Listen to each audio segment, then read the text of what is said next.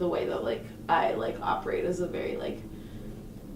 feminine value set of like caring, community, creativity, like also valuing like hard work and stuff, but like in a very different way, I think. And like I think a lot of the things that I was pushed into as a child perhaps were like more masculine things, and I didn't necessarily like feel comfortable like sitting in them in those roles as comfortably as I did in like the more creative like feminine roles, which is like interesting because I think that like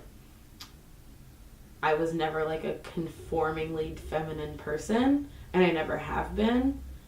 but I even so didn't feel like necessarily comfortable in those traditionally masculine positions.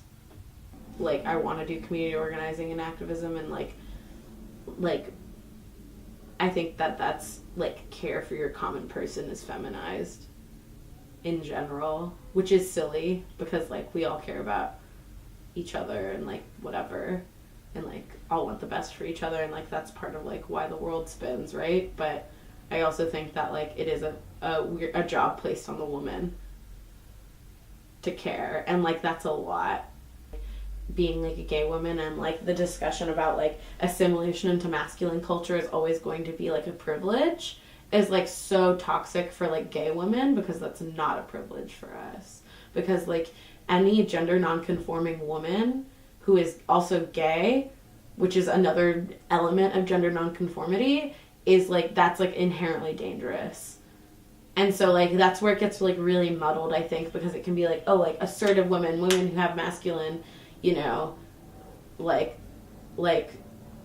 sort of traits have like some sort of privilege over feminine women, but like that's just not true, especially if they're gay, because then like that masculinity can out you, and like that is like a really weird sort of like line to walk into when you talk about femininity and privilege, because there's a lot of like discourse about that in like LGBTQ spaces about like femphobia, which like doesn't really make sense to me, just because like butch women are always going to be looked down upon